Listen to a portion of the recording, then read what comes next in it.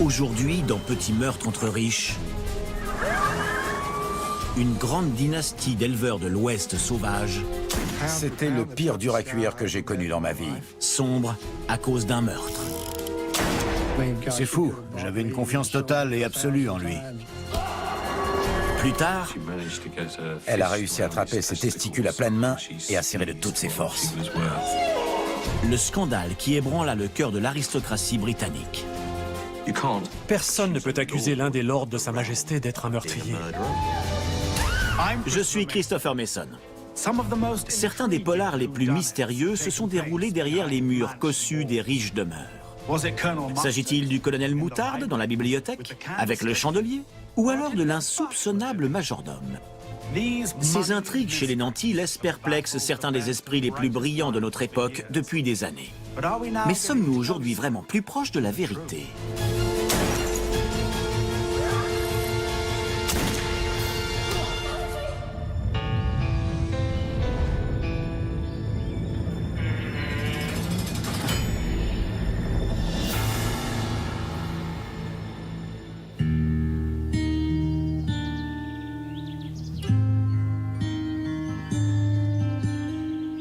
Comté de Osage, au cœur des grandes plaines de l'Oklahoma. Après avoir passé le portail, nous avons continué sur la route pendant 7 km avant d'arriver au ranch. Je ne savais pas qu'il existait des ranchs si grands. La seule chose qui soit aussi vaste que le ranch de Crossbell, c'est le mystère qui l'entoure. En 1970, cet endroit est le domaine privé de Issy Mullendore, troisième du nom. Il est alors âgé de 32 ans. Issy Mullendore était alors le propriétaire du plus grand ranch de tout le comté de Osage. Il est aussi à la tête de la plus grande fortune de la région. Les biens personnels de Issy sont alors estimés à plus de 37 millions. Aujourd'hui, avec l'inflation, cette somme est équivalente à 230 millions de dollars. Allô? Oui? Tout était splendide chez eux, ils aimaient montrer qu'ils étaient riches. Andy Surritt, autrefois vétérinaire dans le comté de Osage, était ami avec Issy. C'est fou, j'avais une confiance absolue en lui. Nous étions devenus de très bons amis. Depuis sa demeure située au cœur du ranch, Issy Mullendore peut surveiller les 4 points cardinaux et sait que jusqu'à l'horizon, la terre lui appartient.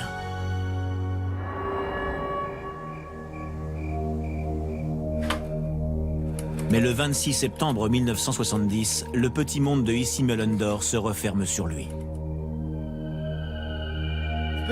Il y a eu une fusillade au ranch de Mullendore. Qui a été touché? Ici Mullendore. Je crois qu'il est mort. J'ai reçu l'appel d'un avocat de la ville vers 4h30 ou 5h du matin le 27. Il nous a demandé de venir pour protéger Linda Mullendore et sa famille. Il m'a expliqué que Mullendore avait été abattu la nuit précédente. Nous avons conduit en direction du ranch en ne sachant pas du tout à quoi nous attendre. Pour l'instant, tout ce que la police sait repose sur le seul récit de l'unique témoin oculaire de la scène, le garde personnel de Issy, Chubb Anderson. Sa version des faits est la suivante. Ils sont revenus vers 11h du soir cette nuit-là. Issy est allé au sous-sol pour prendre le dîner qu'une des bonnes lui avait préparé. Chubb était en haut et faisait couler l'eau du bain. Il a entendu un coup de feu venant d'en bas.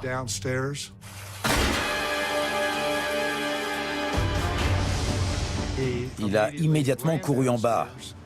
Quand il est entré dans la pièce, des hommes en costume l'ont appréhendé. Gin! Ils lui ont d'abord tiré dessus au niveau de l'omoplate droite, puis ils ont monté les escaliers en courant. Chubb les a poursuivis. Il portait un calibre 25 à la ceinture. Il l'a donc déchargé en leur tirant dessus un certain nombre de fois. D'abord au travers de la porte vitrée, puis derrière.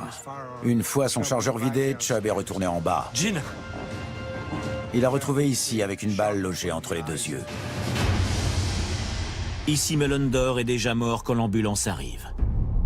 Mais plutôt que de laisser son corps sur la scène de crime, les ambulanciers l'emmènent à l'hôpital, mettant en péril l'intégrité des pièces à conviction.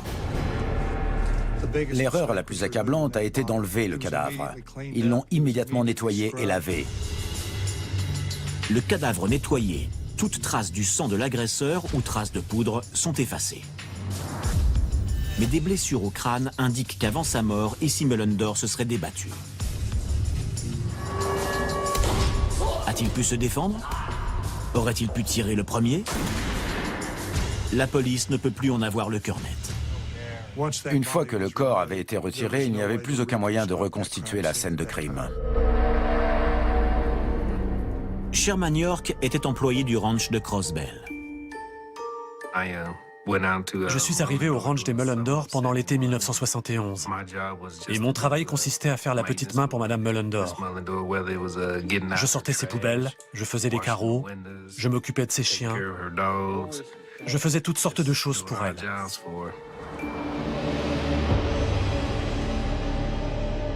Mais Sherman n'avait pas imaginé que parmi ses nombreuses tâches au Crossbell Ranch, il lui arriverait de faire le ménage après une fusillade mortelle. On m'a dit qu'il s'était fait tirer dessus à travers les fenêtres de sa maison, mais qu'on ne savait pas qui c'était. Je trouvais que c'était vraiment triste pour lui. J'ai conduit jusqu'à là-bas. J'ai bien vu qu'il y avait 4 ou 5 impacts de balles qui traversaient la baie vitrée. Les trous dans la vitre étaient encore là. Quand nous avons ouvert la porte pour nettoyer, le sol était encore collant. Je n'arrivais pas à croire que j'étais là en train de nettoyer l'endroit où quelqu'un venait d'être tué. Mais nous avons ramassé, tout mis dans les sacs poubelles et nettoyé. L'enquête que vont mener les forces de l'ordre reposera uniquement sur le témoignage de Chubb Anderson, le garde personnel de Issy. Mais cet homme raconte-t-il la vérité?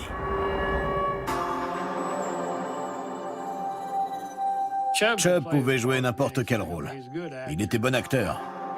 Il courait souvent avec Issy. Chubb venait souvent au cabinet avec Issy. Je pense que Issy aimait simplement que quelqu'un soit toujours là avec lui pour l'écouter et se confier. C'était le rôle de Chubb.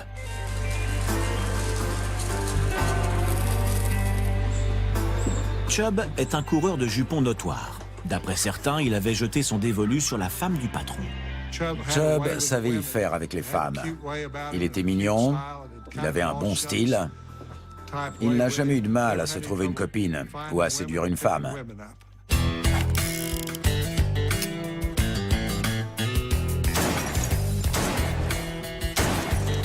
Mais Chubb est aussi un homme, un vrai. C'était le pire dur à cuire que j'ai connu dans ma vie. Il adorait se battre et il cognait dur. Issy, quant à lui, avait plutôt une grande gueule pour un si petit gars. Et quand il avait bu, les choses dégénéraient souvent. Voyons ce que t'as dans le ventre. Et il laissait à Chubb le soin de régler les problèmes. C'était un excellent tireur au fusil et au pistolet.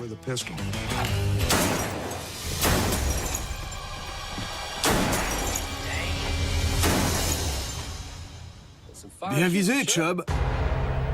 Oui, il était très bon. Et rapide aussi. Je ne sais pas s'il a déjà tiré sur quelqu'un, mais je pense qu'il aurait pu. Je vous sers à boire? Non, merci. Dans les mois précédant le meurtre, Issy s'était mis en affaire avec des individus peu fréquentables. Le genre de type avec lesquels les choses tournent mal. Et contre lesquels même Chubb est impuissant. Le problème, c'est que Issy Mullender n'est pas le seul à vouloir se construire un vaste empire. Et il semblerait qu'il soit tombé sur un adversaire pour qui le code d'honneur de l'Ouest sauvage n'a pas la moindre valeur. Oubliez les chapeaux à large bord ou les bottes de cow-boy. Ces gens-là portent des costumes sur mesure et quand les choses tournent mal, des chaussures en ciment. Il avait des fréquentations douteuses et il les invitait au ranch. D'après des témoignages, il avait reçu des gangsters et des membres de la mafia de Kansas City chez lui. Des personnes qui avaient un lourd passé criminel. En passant par ces réseaux alternatifs, Issy avait emprunté des millions de dollars. Que puis-je pour vous, messieurs? Votre paiement est en retard, monsieur Mullender. Très en retard. Chubb était très mécontent que des types de la mafia viennent au ranch. Je sais. L'année a été vraiment très dure pour les ventes de troupeaux. Le ranch de Crossbell a beau valoir une fortune, il est hypothéqué jusqu'au dernier mètre carré. Ici doit plus de 12 millions de dollars en tout. Je vais gagner cet argent au plus vite. Vous serez remboursé, croyez-moi. Est-ce que la mafia s'est lassée d'attendre? Il y avait tellement de rumeurs autour de ces deux hommes en costume. Beaucoup de gens ont pensé qu'il s'agissait d'un règlement de compte. S'il s'agissait d'un règlement de compte, pourquoi n'ont-ils pas tué Chubb par la même occasion? Je ne trouvais pas ça logique qu'il laisse Chubb en vie après avoir assassiné Issy Mullendore de la sorte. Ça n'avait pas de sens. Une semaine après le meurtre, Gary Glantz est autorisé à inspecter la scène de crime. Il fait quelques expériences. Nous sommes montés et nous avons laissé couler l'eau dans la salle de bain où Chubb était quand il a entendu le coup de feu. Nous avons tiré à la cave alors que l'eau coulait dans la salle de bain.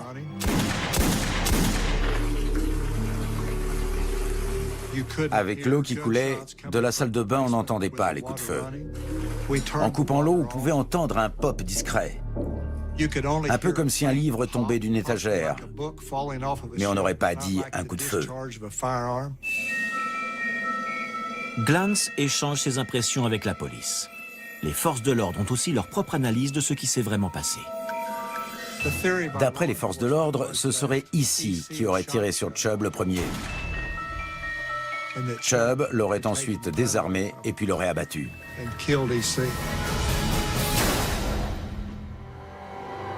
Certains ont aussi avancé la théorie selon laquelle Issy se serait suicidé et que Chubb aurait voulu le couvrir. La police apprend que le mariage de Issy battait de l'aile et qu'il s'était mis à boire plus que de raison. Tu resteras si je m'arrête de boire? J'ai rendu visite à Issy à peu près 10 jours avant son décès. Et il avait pas mal de soucis. C'est mon dernier verre. Il allait peut-être perdre sa famille. Allez, Linda, tu peux pas me quitter. Pas maintenant. Y a pas que l'alcool. C'est aussi les gens que tu ramènes. C'est toi. Il allait perdre son ranch. Mais je fais tout ça pour les enfants.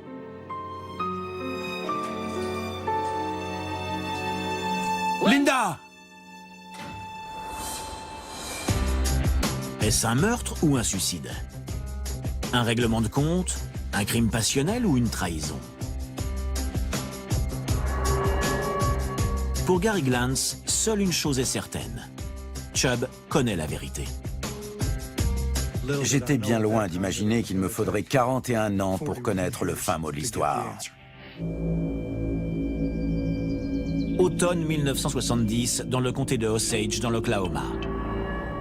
Issy Mullendore, troisième du nom, héritier de l'une des familles les plus riches du comté, a été abattu dans sa propre maison. Jean, Tout le monde en parlait. Les journaux, la télé, la radio, tout le monde. Parce que c'était un empire. il y a eu une fusillade au ranch des Mullendore. Le seul témoin est l'ami et garde personnel de Issy, Chubb Anderson. Il dit que lui aussi s'est fait tirer dessus par deux hommes qu'il ne connaissait pas et qu'il a réussi à faire fuir.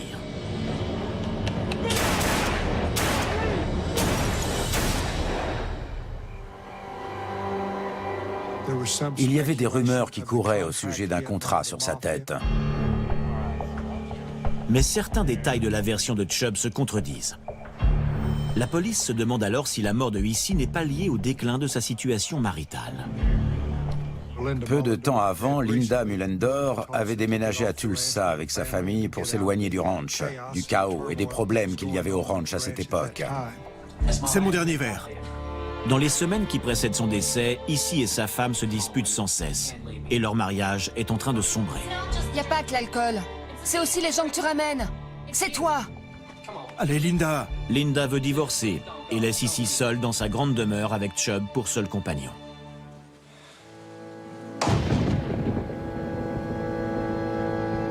Pourquoi Linda décide-t-elle de le quitter? Est-ce que Issy boit trop? Est-ce qu'elle a un amant?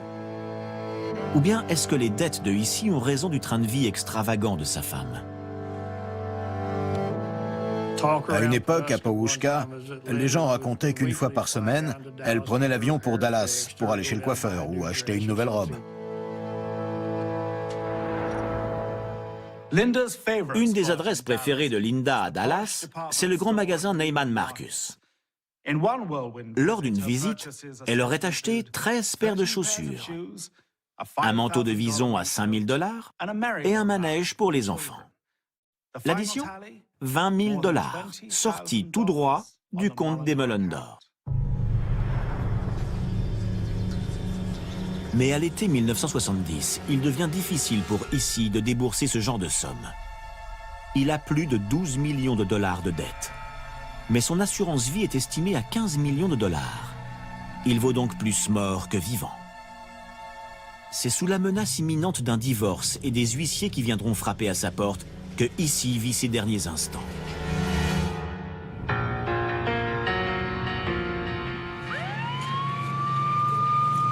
La nuit de la fusillade, les avocats de Linda avaient confié au bureau du shérif du comté de Osage les papiers du divorce qu'ils devaient remettre à Issy Mullendorf. Et les shérifs ne sont pas les seuls au courant de cette affaire. Chubb s'était mis d'accord avec les shérifs pour les aider à lui livrer ces documents. Mais qu'est-ce que tu fous? Mais je sais pas moi, il y a la police là. Mais je m'en tape. Appuie sur le champignon, Chubb. Non. Comme convenu, Chubb s'est garé. Issy était foudrage contre Chubb parce qu'il s'était mis sur le bas-côté. Avance! Allez! Chubb a les nerfs à vif. Il a juré qu'il aiderait les shérifs à lui livrer ses papiers. Mais sa loyauté envers son patron le travaille. Il met les gaz et part avec Issy dans la Chevrolet. Allez, Chubb, vas-y! On se casse!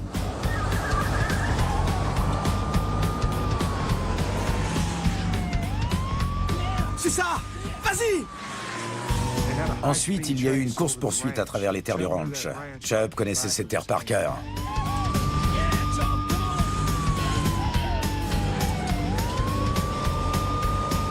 Inutile de vous dire qu'entre la poussière et le terrain accidenté, ils n'ont pas eu de mal à semer le shérif adjoint. À tel point que plus tard, en racontant cette histoire, il riait volontiers de la manière dont il avait fait mordre la poussière à cet adjoint. Selon certains, Issy est furieux que Chubb ait songé à comploter contre lui. Et c'est en arrivant au ranch qu'il décide de lui faire savoir. Sale traître! Tu t'es trahi tout seul le jour où tu t'es mis avec ces gangsters. Selon la police, Issy en colère aurait tiré sur Chubb qui aurait répliqué sur le coup. Mais Chubb s'en tient à une autre version des faits.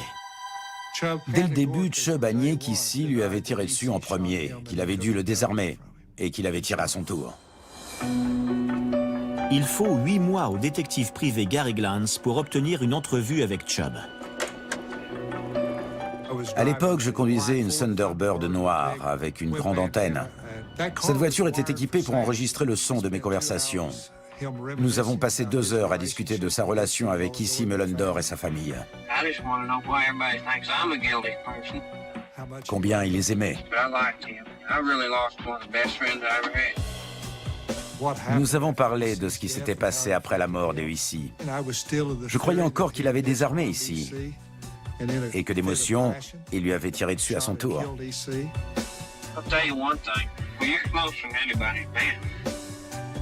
Il m'a dit, sur mon lit de mort, venez vite me rendre visite, car c'est à ce moment-là que je dirai ce qui s'est passé.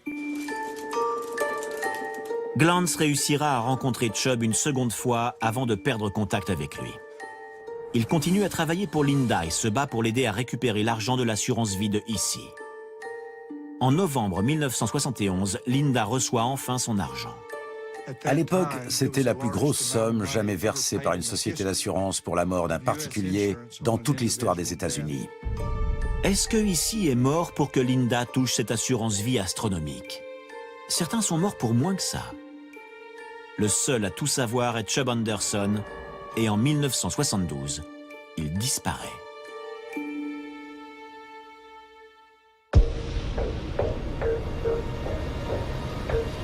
Il est aperçu au Kansas, puis au Mexique, puis dans le Montana. C'est finalement une insuffisance rénale qui, en 2006, le force à reprendre contact. Ils avaient refusé de lui faire une dialyse parce que le nom d'emprunt qu'il utilisait au Montana était celui de quelqu'un qui était mort depuis 25 ou 30 ans. Ils ont compris quelle était la véritable identité de Chubb lorsqu'ils ont cherché son nom dans le système informatique. Ils sont alors tombés sur le mandat d'arrêt à son nom. Donc, ils l'ont ramené au Kansas. Chubb purge une peine de prison de 1 an pour une affaire de stupéfiants.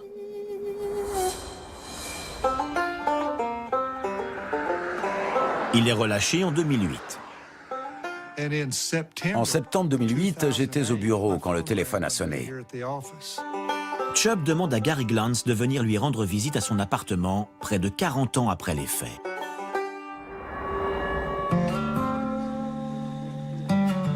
Bien sûr, nous avions tous les deux bien vieilli. 38 ans plus tard, cet homme n'était plus que l'ombre de lui-même et j'ai certainement dû lui faire la même impression. Chubb sait qu'il va bientôt mourir. Si tu ne me racontes pas ce qui s'est passé... Chubb s'est mis à me raconter ce qui s'est passé la nuit du meurtre. C'est toi qui avais raison, Gary. Chubb a avoué qu'il m'avait menti lors de son premier témoignage et qu'il y avait bien eu une rixe cette nuit-là.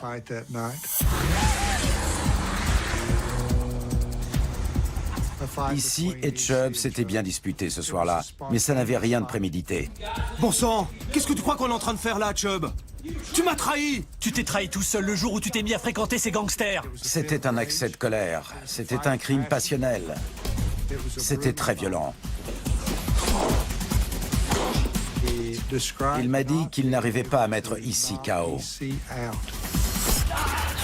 Il le frappait encore et encore, mais l'autre ne voulait pas rester au sol. Chubb s'est dit que ce soir-là, tout devait s'arrêter pour de bon. Alors il est allé jusqu'au bout. Non! Non! Il m'a dit que s'il ne le tuait pas ce soir-là, il vivrait dans la peur jusqu'à son dernier souffle. Mais une révélation encore bien plus importante reste à venir. Il y avait un autre homme avec nous. Jusqu'à ce que Chubb ne me le dise, ni le shérif ni personne d'autre ne savait qu'il y avait un troisième homme dans la pièce le soir du meurtre. Ils ont arrangé les preuves, la scène de crime. Pour Chubb, la seule manière de convaincre les gens de sa version des faits, c'était d'être également touché par une balle. Vas-y. Pendant cette conversation, j'ai posé une question à Chubb. Chubb, il faut que tu me racontes ce que ça fait de se dire qu'on va prendre une balle. Et il m'a répondu, Gary, c'est vraiment un coup à serrer les fesses très fort. En novembre 2010, quelques mois après s'être confessé à Glantz, Chubb Anderson décède. Je pense que Chubb voulait soulager sa conscience avant de rencontrer le Tout-Puissant. Je suis heureux que Chubb m'ait raconté la vérité. Je suis également content que nous ayons pu transmettre toutes ces informations aux autorités compétentes. Maintenant, c'est à eux de mener l'enquête. Chubb n'a jamais reconnu les faits auprès des forces de l'ordre. Officiellement, le meurtre de Issy Mullendore III n'est donc toujours pas résolu. Une seule personne a le pouvoir de mettre fin à ce mystère, le troisième homme. L'enquête est au point mort. Cette personne doit venir d'elle-même pour élucider ce mystère et permettre à chacun de faire son deuil.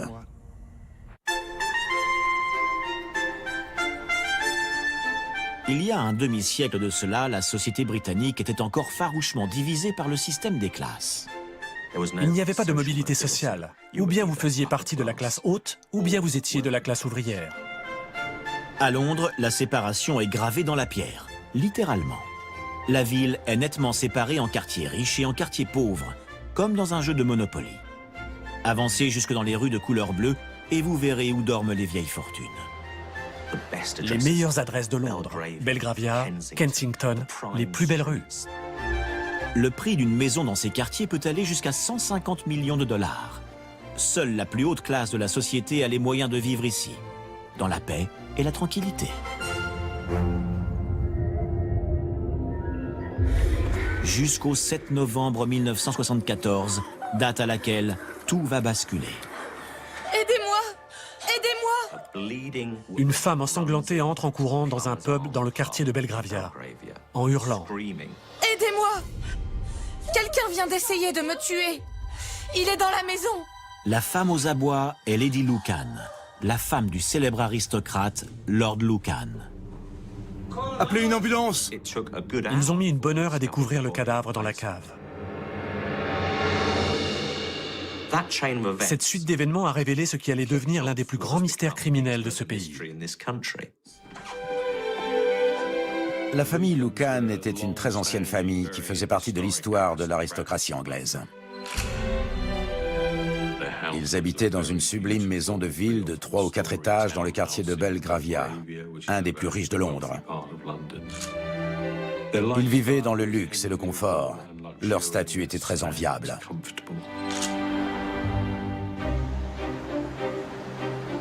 Le journaliste Robert Strange a écrit un livre sur Lord Lucan. Il a passé au crible ce mode de vie privilégié. Cet homme est né avec une cuillère d'argent dans la bouche, mais pas n'importe laquelle. Il menait une vie très confortable, pleine de privilèges. Il a joui de la meilleure éducation possible quand il était petit garçon. Il a été à Eton, l'école privée la plus renommée d'Angleterre. Enfant, on lui offrait tout ce qu'il voulait, et ce mode de vie a continué à l'âge adulte. Lord Lucan vivait dans un monde de raffinement, très éloigné des petites contrariétés du commun des mortels. Et il ne risquait certainement pas de croiser ces gens-là un jour. Notre Lord n'avait pas l'habitude d'aller où que ce soit à pied. Lord Lucan n'aurait même pas su où acheter une bouteille de lait. Une belle Mercedes l'emmenait au club où il jouait, puis à une partie de cartes qui pouvait durer jusqu'à 4 ou 5 heures du matin. Voilà comment se passaient ses journées de travail.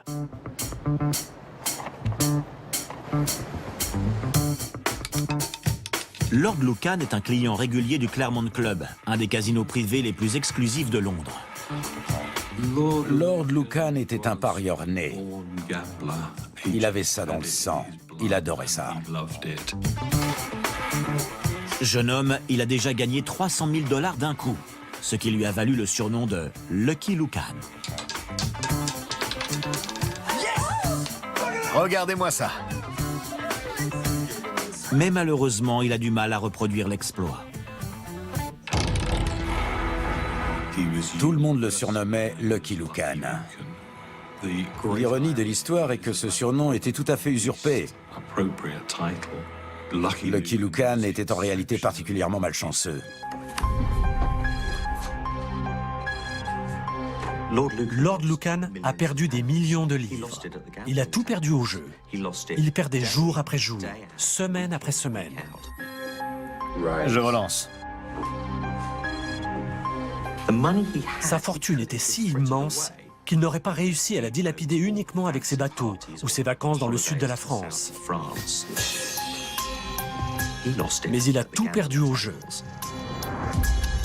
Lentement, sans que personne ne s'en rende compte. Il a joué toute la fortune familiale.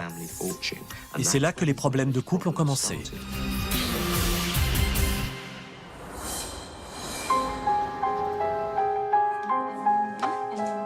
Lady Lucan est fatiguée des mauvaises habitudes de son mari. Elle n'hésite pas à lui faire savoir, même devant le petit personnel. Comment oses-tu? Mettez-les immédiatement au lit! Pour Lord Lucan, une femme aussi émancipée, c'est contre l'ordre naturel des choses. Tu me fais pitié, tu t'en rends compte? Pour l'amour de Dieu! Pour lui, sa femme devait à tout prix être soumise, être son obligée. Quand Lady Lucan a voulu faire entendre son point de vue et exprimer son mécontentement, les choses ont commencé à dégénérer dans leur couple. Il était hors de question qu'il tolère un tel comportement.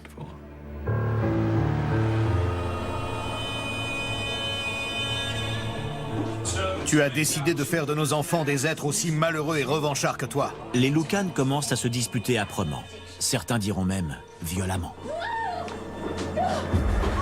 Tu n'auras jamais la garde des enfants, tu m'entends? Jamais! Tu es un monstre! En 1973, Lord Lucan quitte la maison de Belgravia. Il lance un recours en justice pour obtenir la garde de ses 3 enfants. Souris, Véronica. Il déclare que sa femme est une malade mentale Bon sang, souris, s'il te plaît. et par conséquent incapable d'être une mère responsable. Au moment du divorce, il y a eu une audition pour la garde des enfants. Mais Lady Lucan lui vole la vedette en faisant un témoignage choquant. Elle a raconté à la cour qu'il avait des pratiques sexuelles douteuses. Il avait commandé une combinaison de gymnastique en caoutchouc. Chaque soir, elle devait porter cette combinaison et sauter dans tous les sens et faire des exercices au pied du lit, jusqu'à ce qu'elle soit toute suante et chaude. Alors seulement, il l'autorisait à enlever cette combinaison et à venir le rejoindre au lit.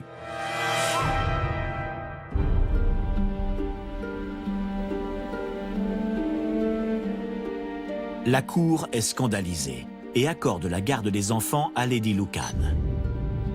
Lord Lucan a été humilié et trahi par sa propre épouse. Pire encore, il doit vendre la maison de Belgravia pour payer ses dettes. Mais sa femme refuse de partir. Il avait de très gros problèmes financiers à cause de ses paris. Sa femme avait obtenu la garde des enfants. Si par chance Lady Lucan venait à disparaître, les problèmes de Lord Lucan disparaîtraient aussitôt avec elle. C'est alors que, comme par magie, Il y avait du sang partout sur les murs. Il a dit qu'il y avait eu une dispute et que quelqu'un avait essayé de blesser sa femme. il suffirait d'une agression fortuite et tous les problèmes de Lord Lucan seraient réglés. Véronica! C'est toi! Ou presque. C'est toi qui as fait ça! Lady Lucan l'a accusé d'être l'agresseur. Je n'ai rien fait! On ne peut pas lancer une chasse à l'homme contre un lord.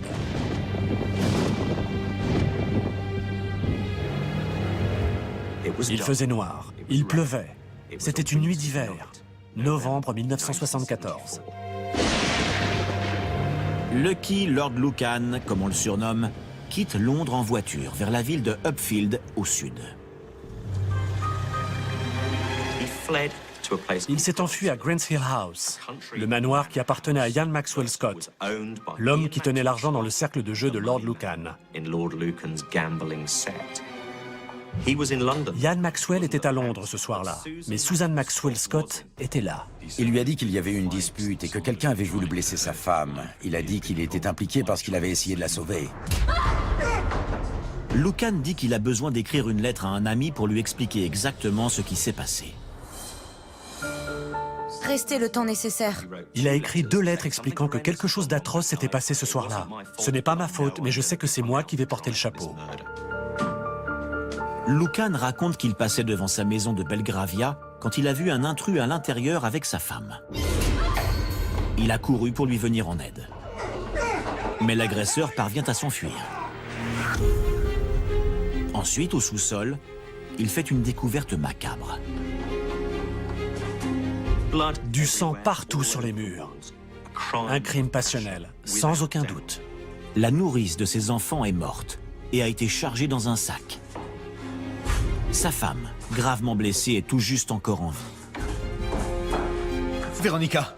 Véronica! Mais pour Lord Lucan, le cauchemar ne fait que commencer. C'est toi!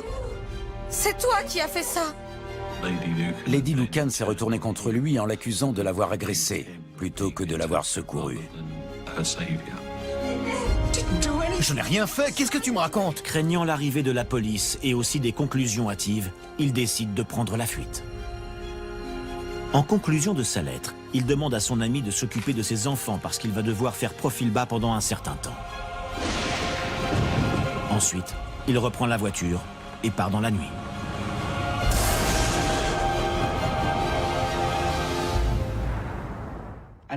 En sillonnant la campagne anglaise dans sa voiture, sous la pluie battante, celui qui est né 7e comte de Lucan tente d'échapper à un destin bien sombre. La nourrice de ses enfants a été sauvagement tuée. Sa femme, couverte de sang, est traumatisée. Notre Lord est le suspect numéro 1. Décidément, c'est bien le moment de faire profil bas. Mais Lord Lucan a-t-il prévu de réapparaître un jour? Et quand? Pendant ce temps à Londres, la police passe la scène de crime au peigne fin et recueille le témoignage de Lady Lucan. En se réveillant, dès qu'elle a été capable de parler, la première chose qu'elle a dite, c'est « C'est Lord Lucan qui m'a fait ça ». Une chasse à l'homme à l'échelle nationale est ouverte pour retrouver le comte de Lucan. L'aristocratie est scandalisée. Non, non. Personne ne peut accuser un des lords de Sa Majesté d'être un meurtrier. On ne peut pas rechercher un lord. La police retrouve la voiture qui a servi à Lucan pour s'enfuir, abandonnée au port de New Haven. Les pièces à conviction retrouvées à l'intérieur ont de quoi faire douter la reine elle-même. Et si les lords aussi pouvaient devenir des meurtriers? Le soir du meurtre, la police pense avoir trouvé l'arme du crime dans la maison. Un long morceau de tuyau de plomb. Il était entouré de rubans adhésifs avec une sorte de poignée.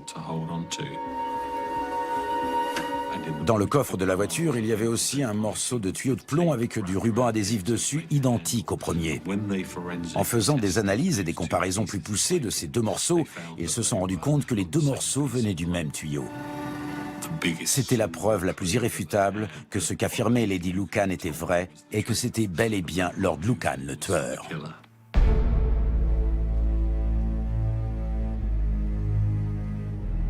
Mais pour quelle raison Lord Lucan aurait-il tué la nourrice? Et où peut-il bien se cacher? Aurait-il traversé la Manche pour s'enfuir en France? Il n'y a eu qu'un seul ferry ce soir-là, juste avant minuit. J'en ai discuté avec l'officier de police qui m'a dit « J'ai contrôlé chacun des passagers ce soir-là, et aucun d'entre eux ne ressemblait à Lucan. Alors comment a-t-il pu quitter l'Angleterre? Est-il vraiment parti ?» Londres, novembre 1974. Sandra Rivette, la nourrice de la maison Lucan, est brutalement assassinée.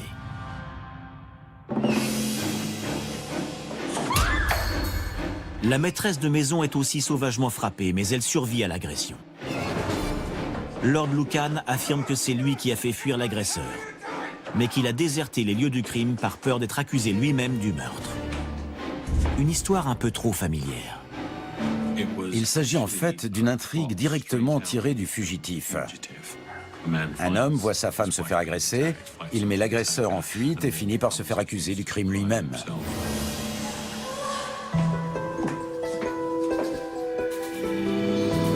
À la différence près que cette fois, c'est la victime elle-même qui accuse le mari. Au cours de son témoignage, Lady Lucan donne sa propre version des faits à la police. Ce soir-là, Lord Lucan avait bel et bien l'intention de tuer sa femme. Son plan était parfait, et il s'en serait parfaitement tiré s'il n'avait pas commis cette malencontreuse erreur. Il savait que sa femme, Lady Lucan, descendait tous les soirs à 9h précises au sous-sol. Elle descendait tous les soirs se préparer une boisson chaude avant de se retirer pour la nuit. Posté en bas, il n'avait plus qu'à attendre qu'elle atteigne la dernière marche de l'escalier.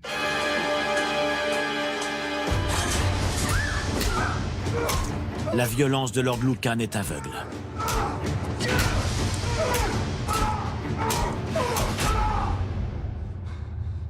Il était couvert de sang.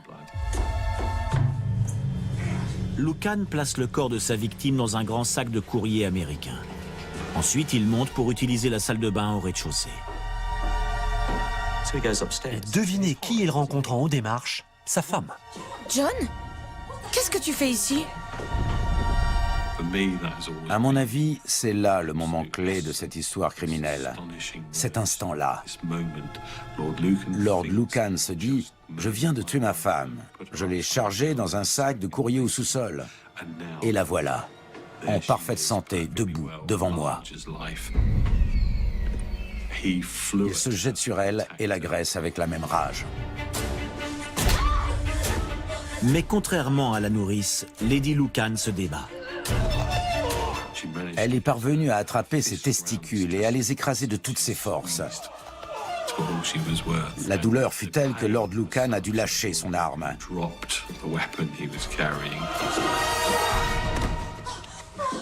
Et il a abandonné le combat. Il a été coupé dans son élan. Il s'est assis et s'est enfin rendu compte. Mais qu'est-ce que j'ai fait? J'ai tué la mauvaise personne. John, qu'est-ce que tu as fait? J'ai tué la nourrice. Lady Lucan a été très maligne. Elle a essayé de l'amadouer en lui disant « Ça va aller. Je peux t'aider. » « Mais il faut quand même que tu m'aides parce que je suis blessé. » Lord Lucan l'a aidé à monter une volée de marche pour l'emmener dans la chambre. Il l'a étendue sur le lit conjugal. Ensuite, il est allé dans la salle de bain. Il cherchait une serviette pour prendre soin de sa femme et empêcher le sang de couler. En entendant le robinet couler, elle décide de tenter sa chance. Et Lady Lucan prend ses jambes à son cou et court dans la rue. Il faut qu'il disparaisse. Lord Lucan prend la fuite dans une voiture qu'il a empruntée. Il savait que ce véhicule passerait parfaitement inaperçu. C'est pour ça qu'il l'a emprunté. C'est la voiture qu'il comptait utiliser pour se débarrasser du corps de sa femme. Mais désormais, les plans ont changé. Il conduit en direction de la maison de son camarade de jeu à Upfield. En entrant dans la maison, il bénéficiait de la protection de l'establishment.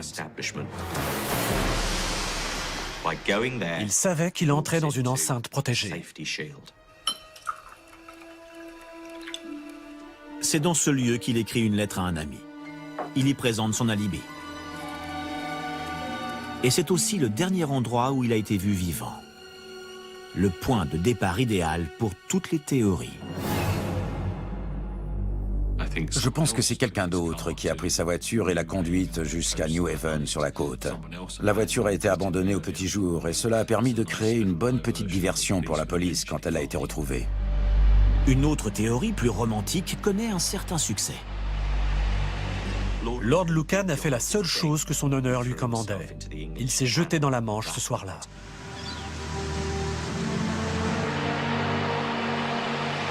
D'autres théories apparaissent. Un de ses amis multimillionnaires avait son propre avion privé. Si j'étais parieur comme Lord Lucan, je mettrais mon argent sur l'avion privé qui lui aurait permis de fuir le pays. Mais pour aller où? Depuis la nuit où Lord Lucan a disparu, des gens l'ont aperçu aux quatre coins du globe.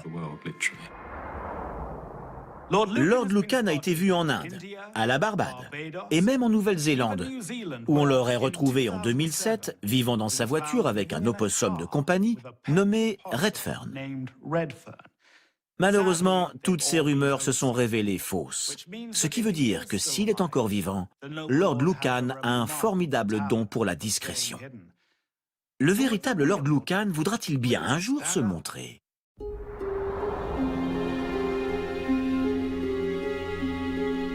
Les derniers indices en date soutiennent la théorie selon laquelle les amis de Lucan, les milliardaires du Claremont Club, lui auraient permis de recommencer sa vie en Afrique.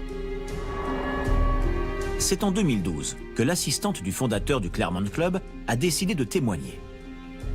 En 1979, on lui aurait demandé d'organiser le voyage des enfants de Lucan en Afrique pour que ces derniers puissent rencontrer leur père. Je pense que cette mascarade fonctionne à merveille. Je pense que le Claremont Club le protégeait. Je pense qu'il a vécu des jours heureux dans un coin perdu de l'Afrique. Mais pour le prouver, c'est une autre histoire. Peut-être que nous y arriverons un jour.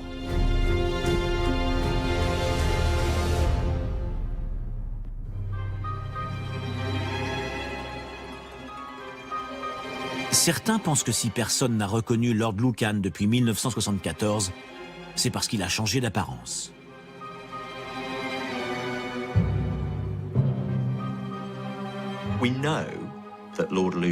Nous savons déjà que Lord Lucan avait fait refaire son nez par un chirurgien 6 ans avant le meurtre de Sandra Rivett à cause d'un accident de bateau. Il était sorti en mer, dans la Manche, sur un hors-bord très cher et très puissant. Il avait percuté un débris et son visage s'était écrasé contre le volant. Il s'était cassé le septum. Il avait donc consulté un chirurgien plasticien.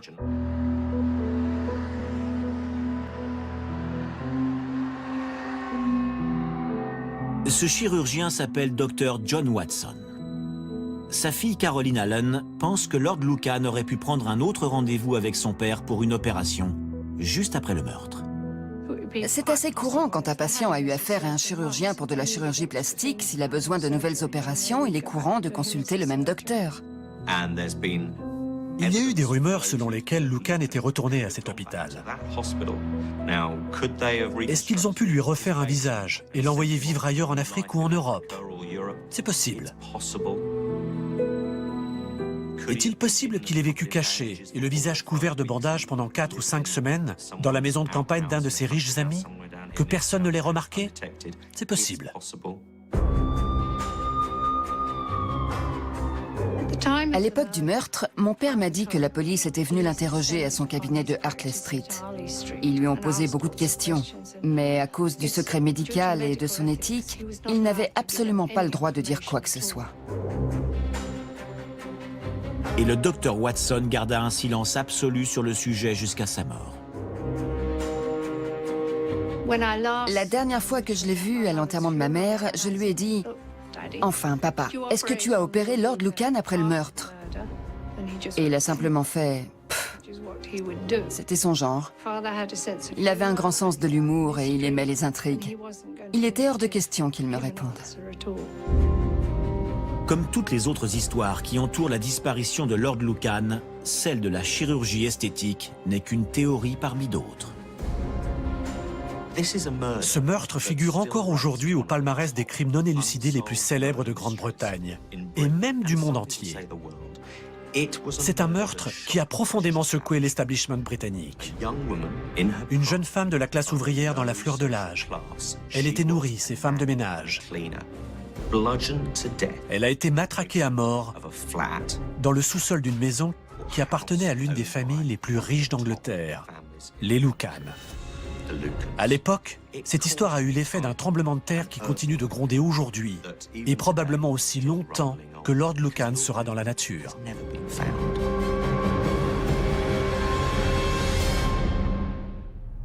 Une agence de parieurs en Grande-Bretagne propose aujourd'hui un pari à 20 contre 1 que Lord Lucan répondra un jour de ses actes devant les tribunaux. Avec cette cote-là, le parieur né qu'était Lucky Lucan pourrait bien être tenté de se présenter lui-même à la police. Lord Lucan a dilapidé sa fortune en pariant et a déshonoré le nom de sa noble famille. Tandis que Issimulander, qui voulait régner sur l'Ouest sauvage, a dû se soumettre à la dure loi du plus fort. Mais qu'est-il arrivé à ces hommes nés dans l'opulence? Les preuves sont accablantes. La vérité, insaisissable. Ces crimes aux révélations tardives nous réservent certainement encore quelques surprises. À la prochaine fois, c'était Petit meurtre entre riches avec Christopher Mason.